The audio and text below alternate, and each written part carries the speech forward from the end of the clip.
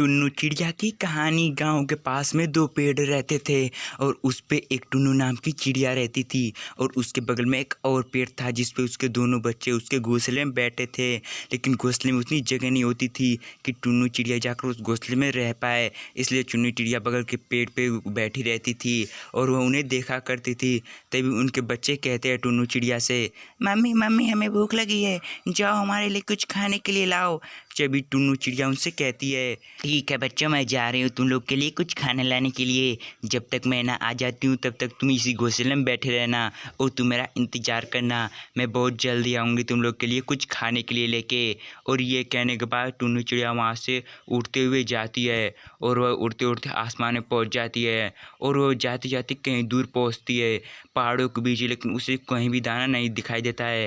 वह अपने ऊपर नीचे भी देखती है लेकिन उसे कहीं भी दाना कुछ भी खाने के लिए नहीं मिलता है और टुन्नू चिड़िया थक हार के अपने घर वापस जाने लगती है और वो अपने घर पहुंच जाती है और उसी पेड़ पे बैठ जाती है। उसके बच्चे उससे पूछते हैं, मम्मी मम्मी क्या तुम लोग हमारे लिए कुछ खाने के लिए लाई हो? तभी टुन्नू चिड़िया कहती है, नहीं बच्चों, आज हमारे लिए कुछ भी खाने के लिए नहीं है। मैं बहुत दूर तक गई थी लेकिन मुझे खाने के लिए कुछ भी नहीं मिला है, इसलिए मैं वापस घर आ गई हूँ। अब तो हमारे पास कुछ भी खाने के लिए नहीं है और कुछ इस समय में शाम भी होने वाली है और रात भी हो जाएगी, हमको लगता है भूखा ही सोना पड़ेगा।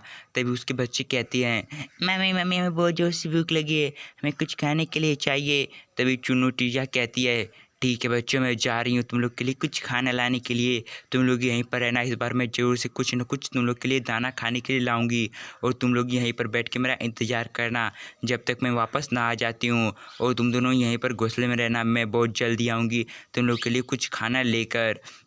और यह कहने के बाद टुन्नू चिड़िया वहाँ से चली जाती है खाना की तलाश में और वह शाम होते से पहले कुछ खाना लाती है और वह अपने दोनों बच्चों को खिला देती है और इस तरह टुन्नू चिड़िया अपने दोनों बच्चों को पेट भर देती है और वह कुछ बचे हुए खाने अपने भी खा के अपना पेट भर लेती है और रात को वे दोनों उसी घोंसले में सो जाते हैं। अगर आपको ये टुन्नू चिड़िया की स्टोरी पसंद आई हो तो जल्दी से वीडियो को लाइक करके चैनल को सब्सक्राइब कर लीजिए और दोस्तों बेल नोटिफिकेशन को प्रेस कर देना।